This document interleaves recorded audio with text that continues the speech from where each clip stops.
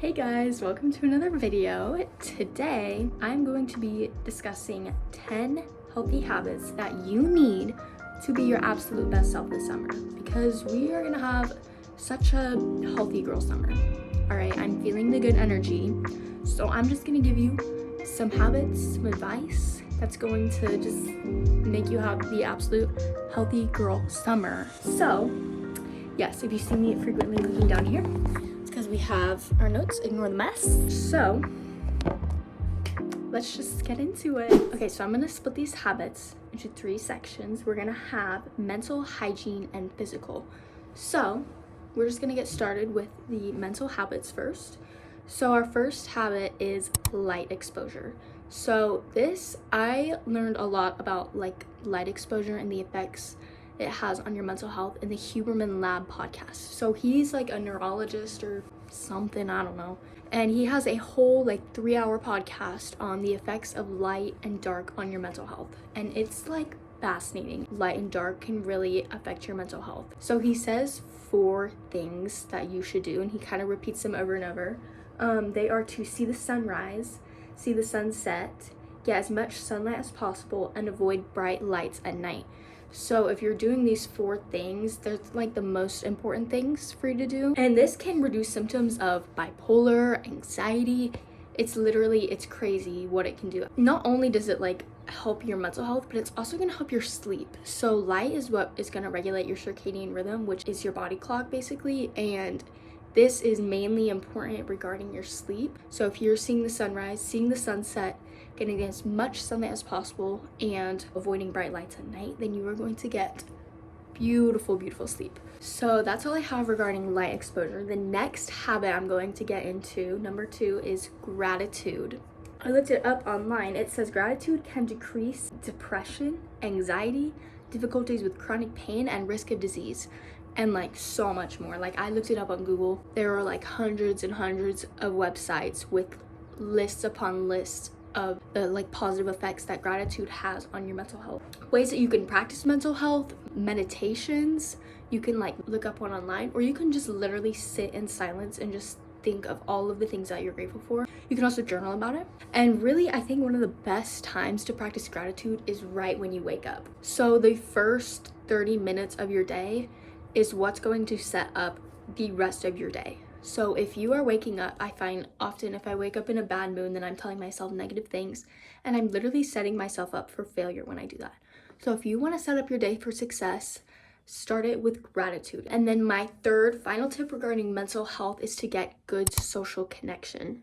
So social connection is just so important. It can be with your friends, it can be with your family, it can be with your pets. It's just so important, especially nowadays when lots of interactions are online. Don't forget, don't look past like the positive effects that real social interaction can have. It's so important that you don't forget that. Just have good social interactions, and it's really gonna just make you feel so much happier and better, because who doesn't love spending time with other people that you love? Okay, next I'm going to get into a little bit of hygiene tips. So my 4th tip for you regarding hygiene is oral care.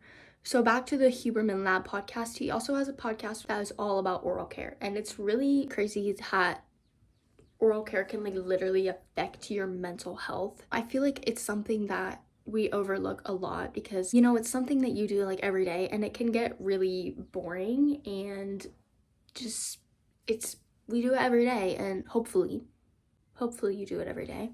This is just your reminder to not forget about your mouth and just taking care of it. So don't be afraid to invest in a good toothbrush, floss, mouthwash, and make sure to invest good time into doing those things, and don't just rush through it because you have to. So just make sure that you are putting time and effort into your mouth, because you want to be feeling clean, and your mouth is like one of the most important things when it comes to feeling clean. My second habit that I have for you is regarding skincare. So I know a lot about skincare because I have been through it with skincare. I can remember way back when I was in 5th grade, and I used Clean and Clear.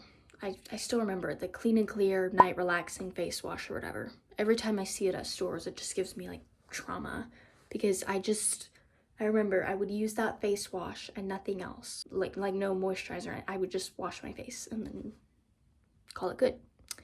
And ever since then, I've just started to build my skincare routine, and I've tried so many products.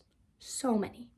I have been through it with the skincare, and my 2 rules of advice regarding skincare: less is more and consistency is key. I mean, if you have a skincare routine, like you're using like a bunch of products, but your skin is healthy and it's working for you, then by all means, keep your skincare routine. But if you are still trying to find something that works for you, my advice is just to dial it back.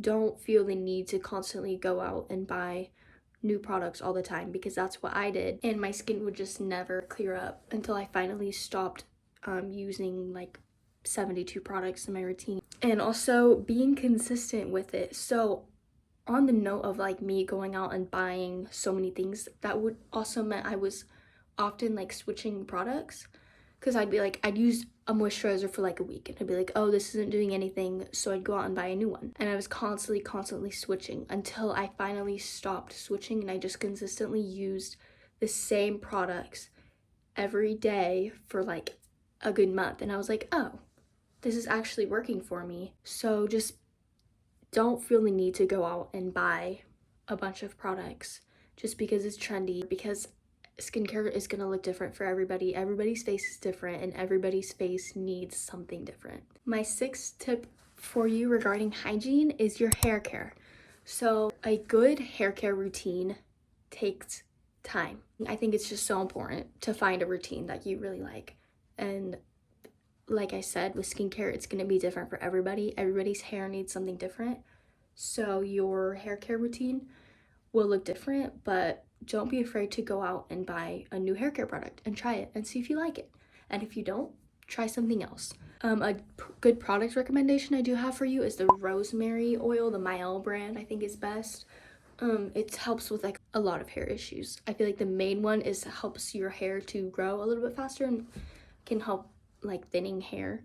So just go out and try some new products. That's just a good recommendation I have for you, but find what works for you. Okay, now my last 4 habits I have for you are regarding physical health. So these habits are more like reminders because I know you've heard them all before. So my 7th habit I have for you is exercise.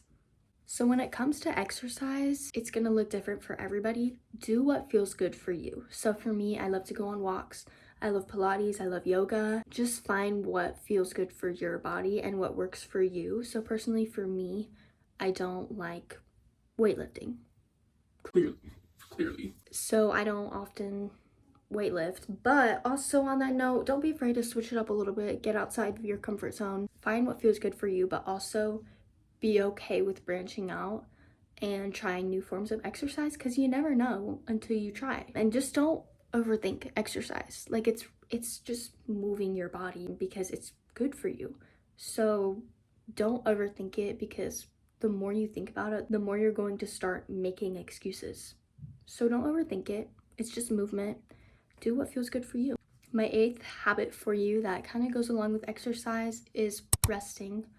Just don't forget to rest and take that time, because if you aren't resting, you will eventually find yourself in a rut that you cannot get out of unless you take a break. Just make sure that you prioritize movement and exercise, but that you're also making rest a priority. My 9th habit I have for you is to eat good food.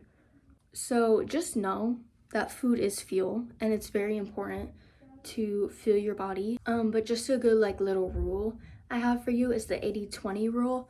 So this is 80% of eating good healthy food, but then the other 20% allowing yourself to have a little treat. I definitely don't follow this rule. I'm probably at like a 50-50 kind of thing right now, but you know, it's okay.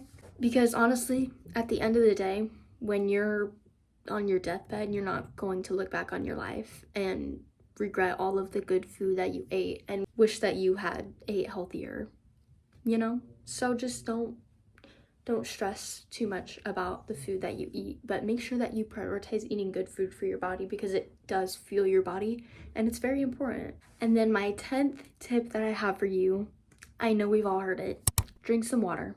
In fact, hold on.